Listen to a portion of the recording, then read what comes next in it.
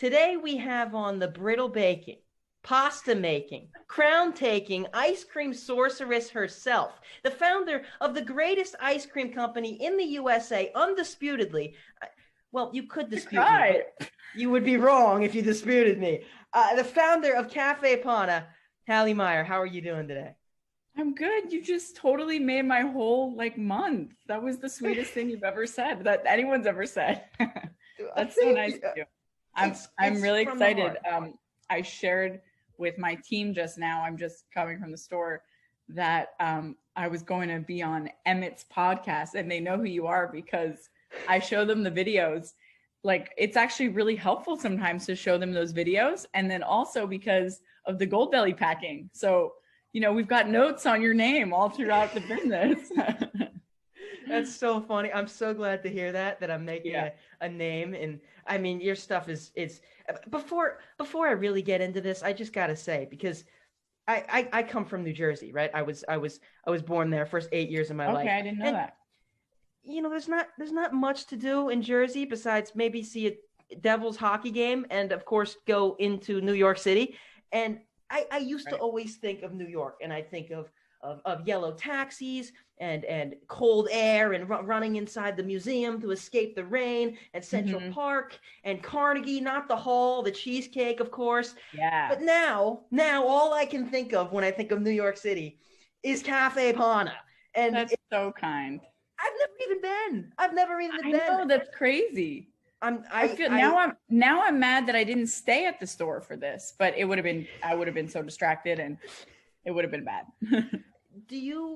Are you trying to become the next Ben and Jerry's, or do you want to be a destination location? What are you trying to do with that? That's a good question. I mean, first of all, Ben and Jerry's, I think, is my favorite ice cream around. Like, that's what my freezer's filled with, and it always stocked with different Ben and Jerry's flavors. But I think it's a good question. Like, right now, definitely I'm in a phase where we're really hyper focused on one location. And we're kind of towing the line between being a wholesaler and doing the nationwide, but also the majority of the business and the most profitable part of the business is when people buy ice cream from the store, come to it, or order delivery in Manhattan. So I don't think I want to be the next Ben and Jerry's, in so far as I don't really want to have pints in nationwide stores, but I do want to definitely grow the channels that we are doing, which are the nationwide, and the grow the amount of ice cream sold from the location, and also grow the partnerships with different brands, where I'm basically wholesaling ice cream to different brands, not like Whole Foods, but markets that I really love, or brands that I really identify with. That's one of the coolest parts about your ice cream is, besides the ice cream itself, you do partner with a lot of local smaller businesses and places around New York. So that's why when I heard you were nationwide shipping, I was ecstatic, of course, but it just didn't seem like a thing that, I don't know, your MO is the attention to detail and everything you put into each pint. I wouldn't imagine you going nationwide. How did you start with the nationwide idea? Yeah, I mean, I didn't think I would either. So we opened in September of 2019. So I guess that was, I don't know, 5 months before COVID started, 6 months, 7, who knows? I mean, it started, I guess it had already started, but it wasn't affecting New York City restaurants until March. So I was open from September to March only. And then suddenly, oh, sorry, you have to close, right? So September to March, what we were doing is very different than what we're doing now. So we started as, I would kind of describe it as a fancy ice cream restaurant, which originally was my vision, which is what we built the store to be. It was we were making ice cream every day, that day, for that day, and then the next day making ice cream for that day. So that's really how a restaurant works, right? You're in the kitchen making the food for that service. What that meant is I had crazy amount of labor costs. I had like 30 employees. We were open from 7 a.m. to 11 p.m. because I was really going for this like cafe bar gelato. I was dying, dead. Yeah, that. And then guess what? You know, if we're gonna get into like the business side of things, like people coming in the store, spending, you know, 10 minutes staring at the ice cream and tasting it, hanging out in the store, and guess what? They were spending $10, right? And so you look at that business model, and that has to happen. That has to happen many, many times in one day in order to justify the Gramercy Park rent, and all the labor, right? Yeah. So it was working, but it was painful. Like in order to make what we can make in a day now with our new model, we would suffer, and I would have to have like at least 7 people on the floor, right? Yeah. Now I can have like 2 to 3 per shift. And the biggest difference is the pints. So I was maybe maximum selling 10 pints a day in this last model. And we would, you know, pint up what was left over from the day before, sell it in a little mini freezer, and then the next day start fresh with our pans. Pans are what we like scoop out of, like the gelato. So now the majority of our revenue is coming from pints. And that started during COVID. So when we were mandated to close here in New York, I know it was different. You're in California now, right? Yes. Like, Yes. I'm actually not sure what things are like there now, but It's better. Yeah. I mean, it was like every restaurant owner was like freaked out because they're like, sorry, you have to shut down everything. Yeah, Manhattan was a mess, right? You have to fire your whole staff. It was a nightmare, total nightmare. So we shut down for like 2 weeks. And then I was like, okay, let's figure out how to like start doing something. Yeah. And pints were the thing, because that was something where I could like pint up a few flavors, 3 flavors we started with. And then we were like, okay, we'll sell for like one day. It was like me and, you know, one employee. And actually I have to give that employee a ton of credit. He's still there. I was remote at that time. My parents were like, Hallie, we're leaving the city. So he was selling the ice cream all on his own. And then, you know, eventually I returned and we like really built it up again. But one of the things that the pandemic really like opened up for me was, hey, like, let's try out some new channels for the business, right? Let's try out nationwide shipping. And now it's become one of like something that I really want to have fun with. And part of what I'm excited about in this, I think I shared with you that we're renovating the store to now fit this model so that this is what we're going to be. We still have different scoops every day. We still are doing crazy amount of scoop business right now. Affogatos, sundaes, coffees.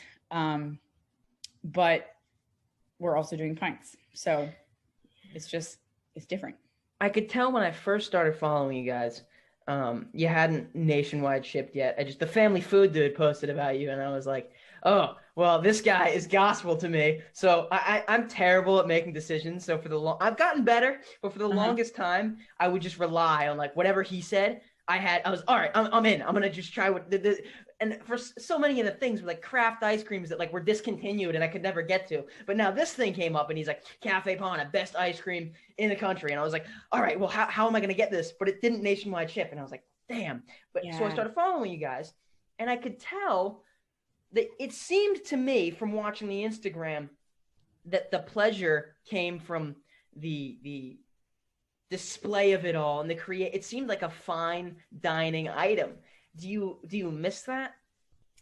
I don't miss it because we still do it. So okay. We don't do it in glassware. We do it in plastic cups. But the idea of like the composed desserts, like the daily changing affogatos, like there are infinite sundaes in my head that we have to do. You know what I mean? I can tell they just never stop coming. No, they never will. And like, that's what's really fun about the brick and mortar, you know, and that's always been like part of what I wanted to do is have a nice place for people to be so I can serve them. Like there's nothing that makes me happier than like serving people, right?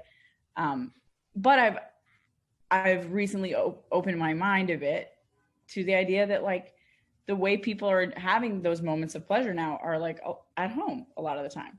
It's not always going to be like out in a cafe anymore.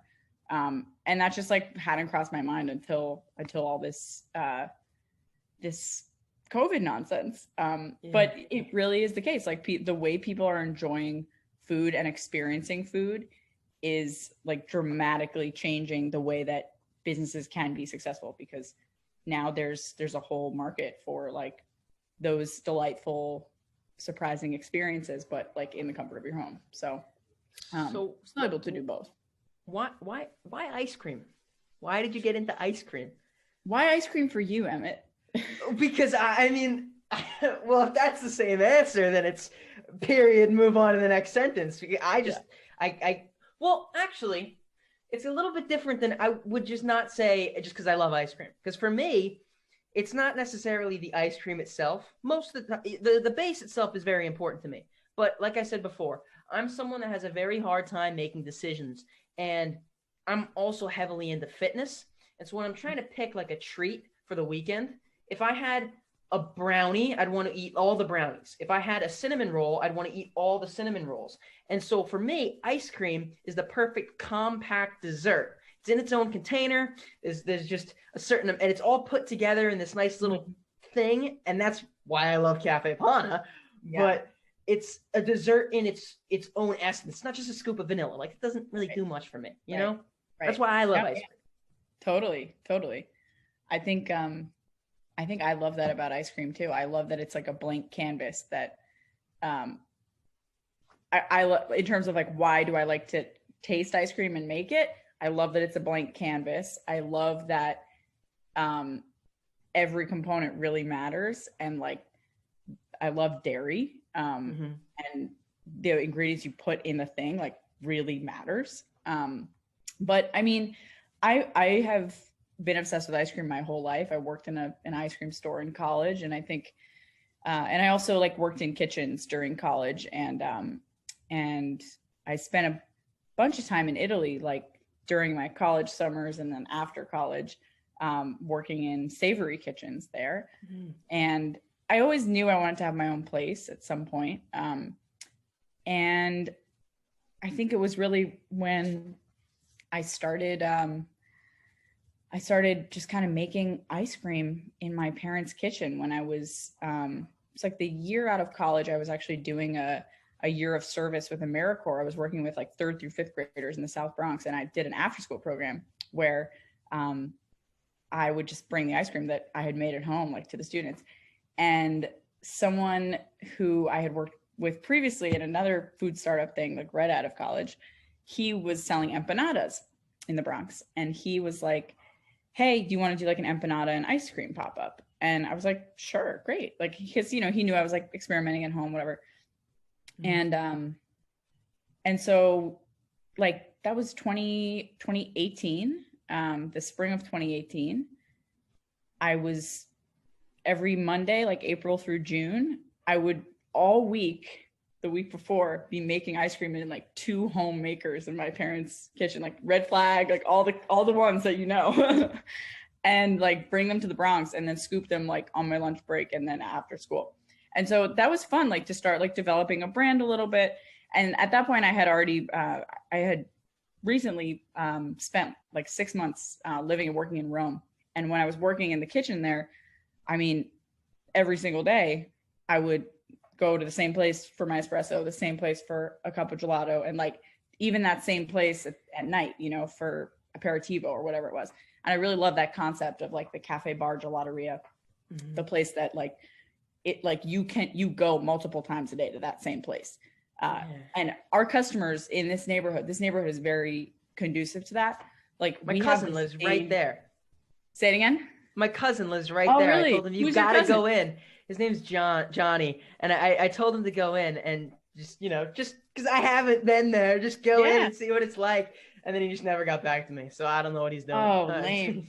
No, yeah, but it's I wanted to bring that aspects of that to New York and to whatever the concept was that I ended up doing here. So in the summer of 2018, I went back to Rome to work at a gelateria. That was at the time when, you know, I kind of had I had infinity flavors, like sort of understood like what my angle was going to be, but hadn't actually worked in a gelateria before. That was like doing things a very, very traditional Roman way.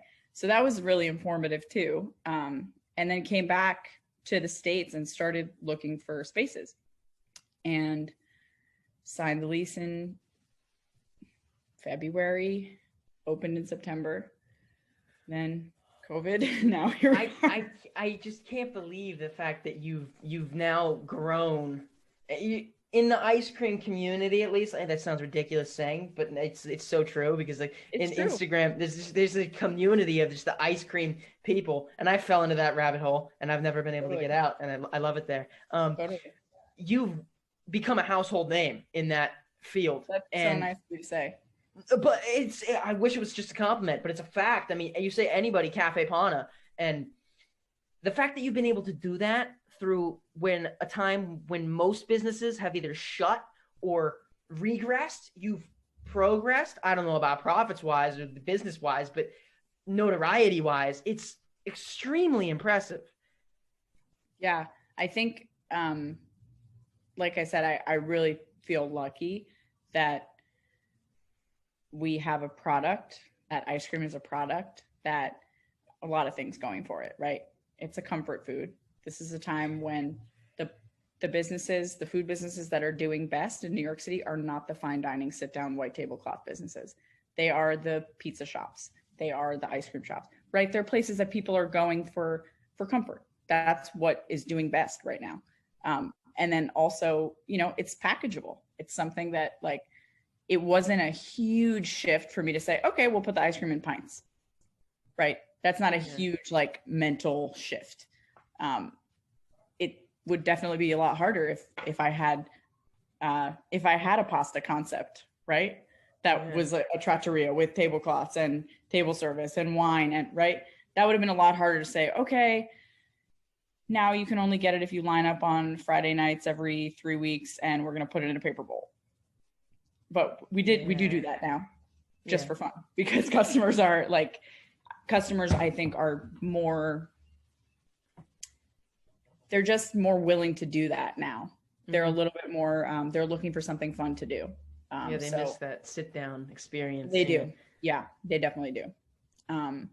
But yeah, so I feel very lucky for that reason. And and again, it's ice cream. Like the possibilities are endless. So you say that, but the ability to come up with new flavors every day, new nationwide shipping packs, pretty much every month, right? Yeah. And new affogatos. And it's killing me that I'm not doing it now.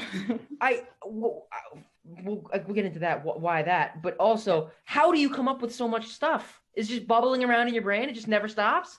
Yes. Oh my God. I mean, I think a lot of it came from like, I mean, I'm the kind of person, you know, we all have our little superpowers, right? Like I'm sure you have one that either you've discovered or you haven't discovered. And it's not actually like that much of like sometimes it seems like it doesn't matter at all. Like, why do I have this superpower? But I can tell you like everything that I have ever eaten. Like if you, it's a really weird thing, but if you're like, hey, so remember when you were like in Rome and it was like this night and you went to D'Agino, like, what did you get that time you went? And what was that like? And so things like they really stick with me. Yeah. And like the feelings they get, and it's because of the feelings that are attached to them, right? Like that we don't remember like things, we remember feelings like attached to those things. So 100%. So there's endless ways to explore all those things, and a lot of it's inspired by my time in Italy, where like I just had such a I don't know, it was just like such a joy for me to honestly just to live and work in that culture, because I love the way that they cook. It's so simple. It's just like, How so? I mean, I'm not like an Italy expert, because I spent mostly when I have gone there to work, it's been in Rome, but I definitely know Rome very well. And it's funny, like if you walk around the street in New York, right? You're like, okay, we could get Thai tonight, we could get Mexican, we could get pizza, we can go to this like, you know, new American, whatever. In Rome, it's just Roman restaurants. And pretty much every restaurant has the same menu. So you have the cacio e pepe, you have the carbonara, you have the amatriciana, and you have like a couple entrees, which are like the meats. You have the contorni, which are the sides. And then it's just about how everyone does it a little bit differently. Yeah. And then it's also about like, what's the environment? How do they make you feel?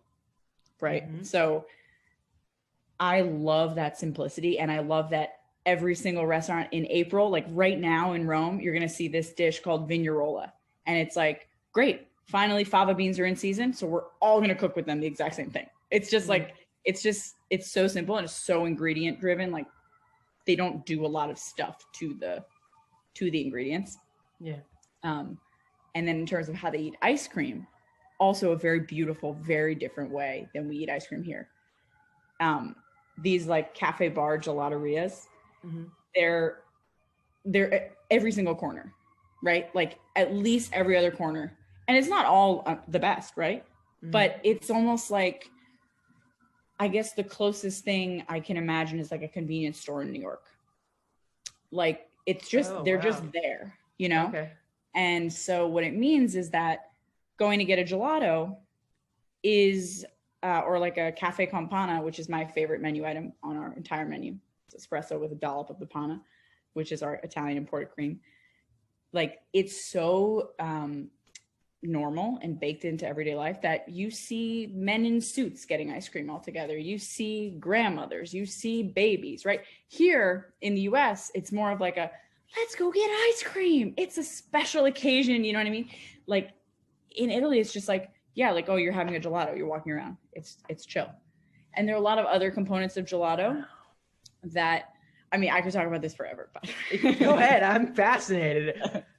No, there are a lot of other like components of gelato that I wanted to bring to Caffe Panna. Mm-hmm. But there are also like components of American ice cream that I also wanted to bring. So I like to kind of like think of it as a mixture. Totally. But the affogato, also like a fabulous menu item that I'm just obsessed. I mean, I'm obsessed with coffee and ice cream. So like, obviously I'm obsessed with the combination. And then panna itself is one thing that I wanted to bring from the gelaterias to Caffe Panna. Like, you know, you go to a Starbucks, so do you want milk with that? Mm-hmm. In ice cream shops in Rome, it's like, you want panna with that. It's free. It's just there. It's just a thing. Like, oh, do you take it? I haven't had it yet. I need to. I just want to go. I might be going back to Jersey over the summer, and maybe we could swing by to New York. I might be able to convince them that would. Even if it's during our closure for renovation, I will make a way for you to get the ice cream. Oh my God, that's show you the site somehow. I would love that more than anything. It's funny that you bring up the way it makes you feel, food, because food is it's so much more than just fuel, or because I know I'm heavy in the fitness industry, and before my obsession with fitness, I was a fat kid in Jersey that just loved food, and I loved my family. My dad is from an Italian family that he grew up there, and food is so much more than just eat to eat. You eat because to socialize. You eat to remember. You eat. It's so much more than that. And especially through the pandemic, but also in a lot of businesses in that fast-paced society that we are a part of now, you lose that. And it's refreshing. Really? I don't know if refreshing is the right word, because I never really have enough of it to be refreshed by it. but it's awesome to see that you're bringing that. I really appreciate that. Yeah, I think people are always craving that. They're, as much as like brands that are towards convenience are doing well, like, I'm just thinking about, like energy bars, whatever, these things where it's like they're built on the notion that people want convenience and like something that they're not thinking about. At the same time as that's growing, the need and market for like really special individualized experiences is also growing, which is why like I need a brick and mortar to feel excited about this business. Yeah. It wouldn't be exciting to me to just ship. Why aren't you shipping this month? Asking for a friend. You're gonna trigger me because what? So big picture of Caffe Panna. I told you we're now in a store that was built, that I spent half a year building as a fancy ice cream cafe with a small kitchen to produce just enough for one day. Right. With a huge terrazzo cafe area where you can sit and enjoy yourself. We're now trying to do a totally different business out of that space. Yeah. Right? So our kitchen is laughably small to make 3,000 pints a week, which we cannot keep up with New York City. We can't serve New York and do nationwide in this current size. So I've been planning this renovation since like November. So I've been working with a designer to redesign. Currently the store is the ground level and then a basement kitchen, which is about the third of the size of the ground level. So I'm actually turning that whole ground level into a see-in ice cream kitchen. Whoa. So yeah, trying to use our real estate in a way that's going to help the business. Yeah. We'll be able to triple our production. So we'll be able to triple our availability on Goldbelly, triple our availability in New York, and triple our wholesale sales. And in order to do that, we are, unfortunately, but again, I'm all about the long-term view. Like, we're going to close for a bit so we can do this renovation. But in the few weeks between you and me, it's probably going to be like around May 16th that our final day of services before closing for, I don't know if you've ever been involved in a construction project, but especially in New York City, it's like, oh yeah, it'll take us 4 weeks. So we just built our house wasn't even from the ground up. It was just renovated, and every deadline there was either something wrong or something that wasn't there, and then it's still not even. It's been like 2 years, and we're in it, but it's just not the way it was supposed to be. Yeah. Exactly, and it's like, okay, so I'm trying to like get as many ducks in a row before we start the demolition, so we don't have to close for too long of a time. But in the weeks leading up to that, it's really important that I can serve the New York community like fully and not be like, oh, sorry, like we're sold out and you came on like a beautiful Sunday afternoon. Yeah. Like, no, I don't want to be that person. Yeah. No. So, and the other thing, to be totally honest with you, Emmett, I needed to like remove one variable from my job because right now I'm the chef, I'm the owner, and I'm the general manager. And it's like, it's a lot. So I'm also hiring. I'm in the hiring process right now to find like an operations manager. Yeah. If you know anyone, let me know. I wish I lived in New York. I mean, I'm not, but it's a point that I was dying to bring up with you because it's something it's the reason I started this podcast. And again, don't take this as me blowing smoke, but when I envisioned this idea of the Be Better podcast, I was thinking of who are people that I'm 16 years old. I have a lot of life to live, but who are people that have either a business or I'm a junior in high school. Okay. Yeah. Cool. Who are people that I look up to that are doing something totally different outside the box, but they're excelling in their own field?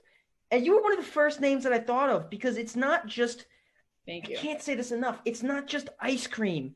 You use local businesses. Every pint is not just the base is good, but the mix-ins are good, and the mix-in density is good. And you are the owner, the chef. You're running everything. You're coming up with new concept. The CN ice cream shop is the making of is a brilliant idea. You come up with new things nonstop. What drives you to do this? Because there's no one saying, besides yourself, saying you need to do this. What drives you to do it? You're asking such good questions, and like you're talking to me like in smarter ways than a 40-year-old would talk to me. So thank you. Congrats to that. Thank you. I think what drives me is, well, on a day-to-day basis, what drives me is this image of, I just had it at the store actually, which is why I'm in a good mood. Like, my team is doing their jobs and they're happy and they're feeling nourished and safe and like a sense of belonging at work. Mm-hmm. That's my biggest customer. I don't give a shit that my customers are not going to get ice cream for a month and a half. They can fucking deal. Like, okay. Yeah. I mean, I do. It actually freaks me out. Like, I feel so bad. Sorry. But, you know, at the end of the day, what I really care about is like who I'm accountable to is my staff. Yeah. You know, like I work for them. So what drives me is seeing them like feeling good, feeling empowered by like they're doing things well. They're making people happy. And of course, like the guests are happy outside because they're eating ice cream. Like, who wouldn't be, right? But it's when the internal like structures are working and then it's all just like a positive thing. Yeah. So that image like drives me on a daily basis. I'm always trying to get that image to happen. But then like, other than in terms of like what is driving this, I think you probably feel this about something, and maybe you will someday about something, but it's like you can't even explain it. It's like an itch. You have to scratch it. It's just like, this is just, I don't know why I'm doing this. I don't know why I'm killing myself 7 days a week, but you need it, right? Yeah. For me, it's I had to break it down to overall just entertainment because I want to be an actor. I started theater in freshman year of high school. I was all into sports and everything, and I just never liked the sport. I don't want to say it's because I didn't like working with a team, but it's just something about this. I don't know, but I still loved to work out, but I was missing something. And then I found acting, and I fell in love with the concept of not only telling a story and being able to accurately represent something else and be someone else, but to entertain. And then I started a YouTube channel where I do vlogs and I edit it all. And like you said, I do it daily, 7 days a week during school. I'm doing this. And then I started the podcast on the weekends because I want to learn from people so I can improve myself. But it's, so cool. I know what you mean. It's just like where do you want to go to college? I don't know. I don't know what I want to do in that facet because I mean, I live like an hour away from LA, and if I want to act, right out of high school would be ideal. Right. So, I might put off college. I don't know about what I haven't solidified my plans there, but I really just want to start acting as soon as I can. Yeah, you know? That's so cool. Yeah, thank you. I think that's great. Like, you should just like keep doing the thing that you want to do. Mm-hmm. It's like so simple and so hard all at once. Yes, you know? Yes.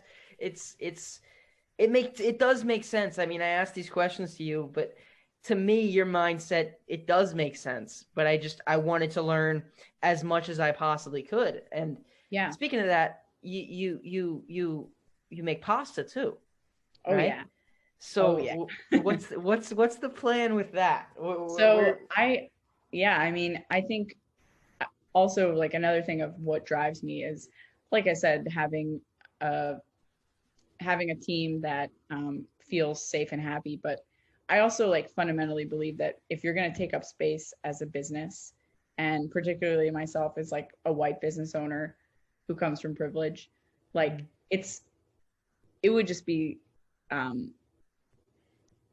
it's like totally an obligation if you're going to take up that kind of space to like have your business drive other people's careers and like have it be a launching pad for people, have hiring practices that are inclusive and provide opportunity to people who are traditionally excluded from either this industry or just like any leadership or creative roles.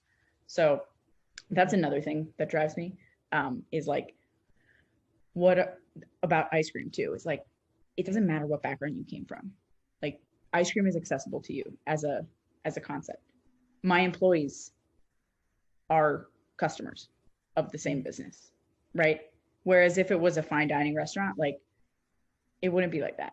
No. So Yeah, okay. the other thing, and that would really trouble me as a business owner. The other thing about pasta, like pasta for me is like the savory version of ice cream. It's like, I mean, pizza maybe is up there too, but it's like everyone like, yeah, it's pasta, right? Yeah. Maybe you ate it with ketchup, like maybe you ate it with pecorino, whatever. But it's the same kind of thing. So it's like universally comforting. So I really love that. And I loved, I love that it has the same thing that ice cream does about like blank canvas. Once you perfect a method for doing things, you can pretty much apply any flavor to those, like with those same techniques. So I love that ice cream and pasta are trainable. That's really something that's important to me, because then like I can have other people like excel in it. And I think like I would love to have a trattoria someday, a place where, you know, the concept's very clear, like similar to Caffe Panna. Like it's very simple. It's like we have 3 pastas and we have like some vegetable sides, but it's changing based on the seasons and based on what we have in house at the time. But yeah, I think like your team is everything. That's the thing. To hear you talk about that is I've messaged you a couple of times, and I worked at an ice cream shop that I fell in love with it, and I was like, this is the greatest ice cream I've ever had ever. And the first ice creams I've ever reviewed were from there, and I ended up getting a job there, and let's just say their morals didn't align with yours when it came to their it's community. Hard. Yeah. It's hard. I mean, look, I don't know who they are, but on some level I don't blame them, because it's hard. Like running a business is so hard. I understood where they were coming from too. It wasn't like something that I took personally, because it's a very stressful. It just wasn't run the way you stress, right? Yeah. And I think that's a good point too. It's like you could have one business and another business, and they could be you could have employees working the same exact schedule, the same exact hours, getting paid the same exact amount, but one group of employees feels safe and feels a sense of belonging, and one group doesn't. Right. And it's like, unfortunately in business, we are confined by, like, I wish I could pay everyone $50 an hour, but I can't, right? Yeah. So it's like, what else can we do that's in this, like, it's a really tough industry, like, especially in New York. The hours are crazy. It's physical. It's like very exhausting. It's like, what else can we do that's like, you know, get lunch for the team every now and again, once a week.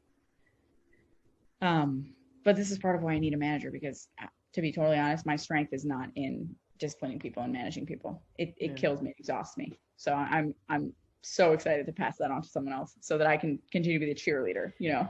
Yeah. I mean, you're doing enough already. You have a sense of humor too when it comes to the titles of some of your ice creams. I mean, stuff like the you win. I thought that was, I could hear the sarcasm through the title, because you clearly, you like the pistachio brittle things that no one else ever even made or heard of, and then the one that was just like chocolate with peanut butter cups and Oreos and everything, that you just take it, you win. I mean, oh my God. Yeah. No, I get a lot of, I laugh a lot at like customer inquiries. I'm just like, did you actually say that? Such as? Yeah, no, I mean, you know, people get emotional about ice cream. So I'm here for it. I'm gonna take it all. But yeah, people are like, yeah, I want, for example, this morning I did a tasting for a couple that's getting married. They're gonna have some little half pints at their wedding. They're gonna do 3 different flavors. And um I set up this whole thing for them. I gave them like all of the mix-ins that we had in-house that were like just made no more than 4 days ago, you know, and I gave them like all the pints we have on offer, all the swirls. And they come out of it and they're like, so we're gonna do Oreo base with chocolate chips. And I'm like, right. No, but like this is people, you know, they just want Oreo. Cookies and cream. Cookies and cream is the California special. I mean, that's everyone just cookies. I love cookies and cream. Like, don't get me wrong, but that's how I judge an ice cream shop. But I mean, when you're talking about Caffe Panna, there's some other things that I mean, your peanut butter base is so good that it is a good base. You just must use a jar of peanut butter in there. So I actually, interesting fact about that base. I used to have a different ratio of peanut butter to the base, and it actually improved when I decreased the peanut butter. And like I think this is another thing that might interest you is like my ice cream base for most of the white bases, unless they have the Italian panna in them, it's actually like lower than like the super premium. And I actually like that. It's like between 14 and 16. So it's not like 16 to 18. How is it so dense? Because there's not as much air in it. And that's more in the gelato side of things. Like if we were to like draw a chart of like ice cream versus gelato, like, okay, I don't believe in like a binary. I think it's like, I believe in the ice cream spectrum. I've like shared this with my team a lot. And like, you can have things from like the gelato side and the ice cream side, and you can like take them all together, and that's what we have. But I think that a little bit less fat, you can actually like taste more, and you can taste the dairy more. It doesn't mean it's not indulgent and amazing, but it's like the little heat that really helps. And then pairing it, of course, like my order, I eat our vanilla, like that's what I eat. Like I go through like a pint of the vanilla a week, and then like I love like the passion fruits and all that the kind weird of stuff. Yeah. I'm just like, I'm really into fruit. I think that was another thing that I really loved from the gelato culture is like, I want to make sure we have a lot of fruit forward flavors, because you go to a gelateria, at least half the case is filled with fruit flavors. I mean, you've managed to keep that. I don't know how, but the when you do a fruit swirl, it doesn't get icy, and that's I don't like fruit in most of my desserts, and I don't like fruit bases usually. I love a pie though. Like I love fruit pie with a scoop of ice cream on top, but you never get that consistency in an ice cream. But when you let yours temper, it's there's no iciness at all, and it's sugar, man. It's just sugar. How do you keep it from like getting icy? Well, like the whole challenge with ice cream is that, right? Is like, how are you going to avoid water? And the best way to avoid ice forming is to add sugar. Sugar comes in many forms, right? Could be honey, could be maple syrup, could be sugar, could be, right? There's zillions of sugars out in the world, but sugar doesn't freeze. So if you can increase the sugar content of something enough, the percentage, then it won't freeze at the same temperature that something else would freeze. Think about this, like stick of butter, right? When you put it in the freezer, a rock, right? Right. Yes. So that's like 80% fat, or no, sorry, that's like 80% water and like 20% fat. Okay. Think of olive oil. You put in the freezer, it would freeze hard, but it would not be as hard as the butter. So the first thing that freezes the most is water. The next thing is fat. And then the last thing is sugar. I'm learning. I had no idea that like, I don't know what goes into any of it. I just know like the most extensive I do is I just get like I get ice cream and then I mix in my own mix-ins and stuff. But Yeah. I don't know how to make ice cream yet. Well, I mean, you can definitely figure it out and try. Yeah. I mean, the best way to do it is like there's actually not like one way to make it. Like just start playing with your own ingredients Yeah. and come to New York sometime so we can show you the kitchen. Planning on it. Great, I'm trying to get there. It's on my bucket list. One thing you've got. This is the last thing for you. What Great. is, if you could have 3 things you've ever made on the menu at Caffe Panna? The last 3 things that your menu now is only 3 things, and you have to pick these 3 things. What are they? Oh my God, 3 flavors? Yes, we'll go with just 3 flavors. Yeah. Oh shit, this is so hard. So I guess it would be, what I think is going to sell the best and please the most wide variety of people. So if we had 3 final flavors, can it be 4? Yeah. 4. We'll do 4. We'll do 4. We'd have the vanilla for everyone. Okay. And the vanilla beans are excellent. Like that actually matters. We would have cookies and panna because also everyone. We would have passion fruit stracciatella with raspberry rose Amano chocolate for me. Okay. And for my passion fruit people out there. And then we would have what was the 4th one I was gonna say? Something...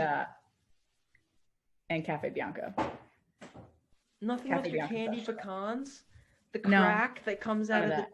None of that. Yeah. It's in everything. It's in everything. Maybe red flag for some graham crunch. Okay. I can live with that. I could live with that menu. All right. Right. Well, thank you for coming on. This was thank you so much, Emmett. Pleasure an to talk awesome to you. experience. I just want to remind everyone watching to like, comment, share, subscribe to the channel, share the podcast with anyone you think would enjoy it. And as always, be yourself, but be better.